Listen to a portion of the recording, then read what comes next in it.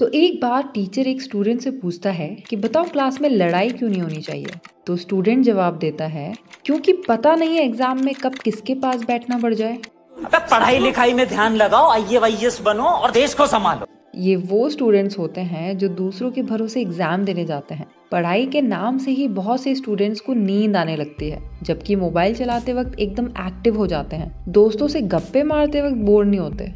ऐसा क्या होता है जो एक टॉपर को तुमसे अलग बनाता है? सोचो, ऐसा क्या है जो टॉपर कर सकता है और आप नहीं कर सकते?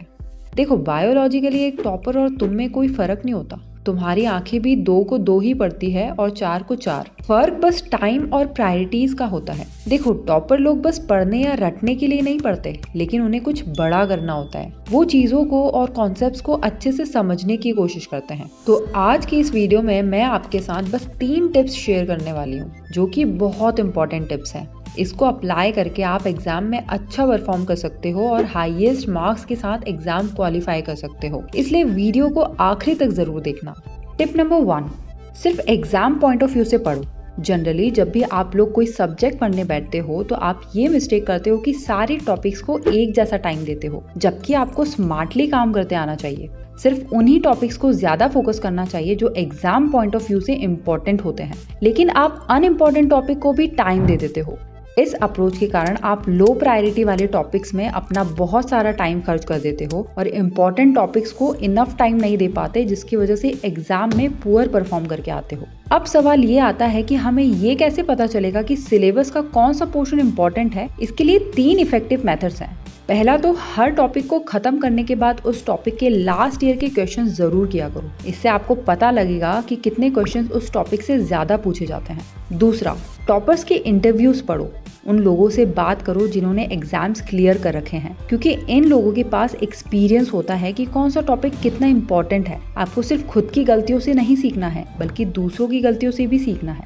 थर्ड है बुक्स। कोशिश करो आप वो ही बुक्स यूज करो जो मैक्सिमम टॉपर्स ने यूज की हैं। अगर आप ये 3 चीजें फॉलो करते हो तो आपको भी क्लैरिटी आ जाएगी कि एग्जाम पॉइंट ऑफ व्यू से क्या इंपॉर्टेंट होता है। इससे आप प्रोडक्टिव मैनर में काम करके अपना आधा टाइम एंड एफर्ट सेव कर सकते हो। Tip number 2, challenge yourself. बहुत से स्टूडेंट्स एक ही तरह से पढ़ाई करते हैं, एक ही रूटीन को फॉलो करते हैं जैसा वो हमेशा करते आए हैं, और रिजल्ट के टाइम उनके मार्क्स सेम आते हैं। इसका कारण है कन्वेंशनल मेथड। आप लोग बिना किसी न्यू मेथड के या बिना कोई रिस्क लिए सेम मेथड्स को फॉलो करते रहते हो। इससे आपकी ग्रोथ रुक जाती है एंड आप अपने पोटेंशियल को लिमिट कर देते हो और वैल्यूएबल लर्निंग एंड अपॉर्चुनिटीज को मिस आउट कर देते हो। It's important to be open to new methods and ideas even if they seem unconventional और uncomfortable at first. Poke the box method एक ऐसी टेक्निक है जिसको अप्लाई करके आप नए तरीकों को अपना सकते हो और पढ़ते टाइम आप नए पर्सपेक्टिव्स एंड आइडियाज को डिस्कवर कर सकते हो जो आपने पहले कभी नहीं किया। पोक द मेथड सेथ गॉर्डन के द्वारा उनकी बुक पोक द बॉक्स में इंट्रोड्यूस किया गया। Here are some ways to apply it. Start with a plan.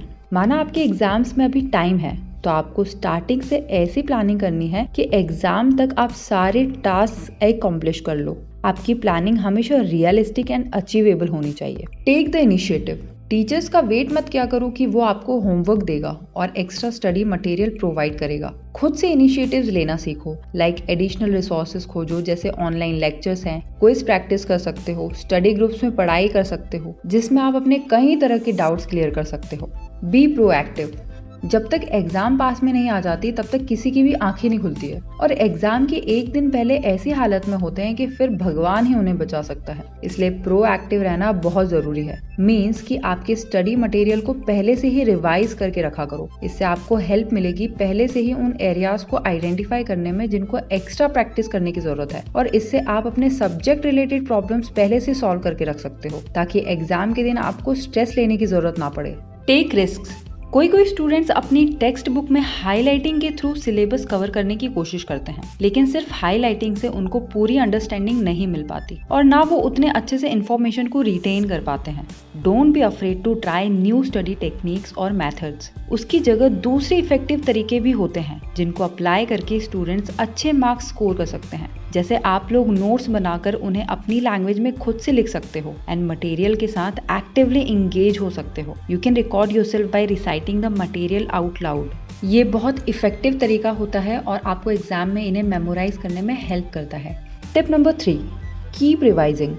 दोस्तों, अगर आप वो स्टूडेंट हो जो ढूंढ रहे हो कि रिवीजन कैसे करना होता है, उसका क्या साइंटिफिक मेथड होता है, तो आप सही वीडियो पे आए हो, क्योंकि इसके अंदर मैंने रिवीजन की स्ट्रेटेजी को पूरा खोल के रख दिया है। रिवीजन 2 टाइप्स के होते हैं, शॉर्ट टर्म रिवीजन और long term revision. Short term revision method, according to forgetting curve, कोई भी चीज को अगर हम पढ़ते हैं तो नेक्स्ट डे तक हमें उसका सिर्फ 70% याद रहता है, इसलिए रिवीजन करना बहुत जरूरी होता है। अगर हम रिवीजन नहीं करेंगे तो कुछ दिनों में पूरा टॉपिक भूल जाएंगे, इसलिए आप जब कोई क्लास या लेक्चर अटेंड करो तब उसके तुरंत बाद 10 मिनट में टॉपिक या चैप्टर को रिवाइज कर लिया करो। फिर नेक्स्ट डे अपनी क्लास स्टार्ट होने से पहले 10 मिनट में फिर वो टॉपिक रिवाइज कर लिया करो। ये एक ऐसा तरीका है जो टाइम कम लेता है और रिजल्ट ज्यादा देता है। Long term revision method, according to forgetting curve, जब हम किसी टॉपिक या चैप्टर को पढ़ते हैं तब हम उस चीज को 7 दिन के बाद 90% तक पढ़ा हुआ भूल जाते हैं, इसलिए आपको इस मेथड में पूरा टॉपिक हर 7वें दिन रिवाइज करना है। अगर टॉपिक बड़ा हो तो साइड में शॉर्ट नोट्स बनाते जाया करो और बस वीकली उस टॉपिक के शॉर्ट नोट्स को एक बार पढ़ लिया करो। ऐसा 2 या 3 बार करने से वो टॉपिक आपके मन में पूरा उतर जाएगा। मैं आपका एक और डाउट क्लियर कर देती हूँ कि रिवीजन कितनी बार करना होता है। शॉर्ट टर्म रिवीजन जिसमें 10 मिनट देने होते हैं वो डेली करना है, लॉन्ग टर्म रिवीजन वीकली करना है और एक लास्ट बार एग्जाम के जस्ट पहले रिवीजन करना जरूरी है। इसके बाद आपको दुनिया की कोई ताकत हाईएस्ट स्कोर के साथ पास होने से नहीं रोक सकती। तो दोस्तों, अगर मैं इस पूरी वीडियो को समराइज करूँ तो टिप नंबर 1 में मैंने आपको बताया है कि जो एग्जाम पॉइंट ऑफ व्यू से इम्पोर्टेंट है बस उन्हीं को पढ़ के जाना है, एक्स्ट्रा चीजों पे ध्यान नहीं देना है। सेकंड टिप में मैंने आपको बताया कि पोक द बॉक्स मेथड का यूज करके आप अपनी स्टडीज में न्यू वेज ट्राई कर सकते हो, जैसे खुद से नोट्स को अपने शब्दों में वापस लिखो, फ्लैश कार्ड्स बना के फॉर्मूलाज एंड इक्वेशंस जैसी चीजों को याद करो, स्टडी ग्रुप्स में पढ़ाई करके देखो। थर्ड टिप में मैंने बताया कि रिवाइज करना कितना जरूरी है। Short term and long term revision के साथ आप पढ़ा हुआ अच्छे से याद रख सकते हो, क्योंकि रिविजन नहीं किया तो आप कंफ्यूजन में आधा अधूरा लिख के आओगे और आप जितने मार्क्स डिजर्व करते हो वो नहीं मिलेंगे। अगर ये टिप्स फॉलो कर लेते हो तो I am sure you will score highest marks in every exam. तो आज की वीडियो में इतना ही, मिलते हैं नेक्स्ट वीडियो में। तब तक के लिए अपना ध्यान रखें। वीडियो अच्छी लगी हो तो शेयर और लाइक जरूर करना, चैनल को सब्सक्राइब कर लेना ताकि ऐसी और वीडियोस हम आपके लिए लाते रहें। Thanks for watching, stay blessed and remember, it's all about just mindset.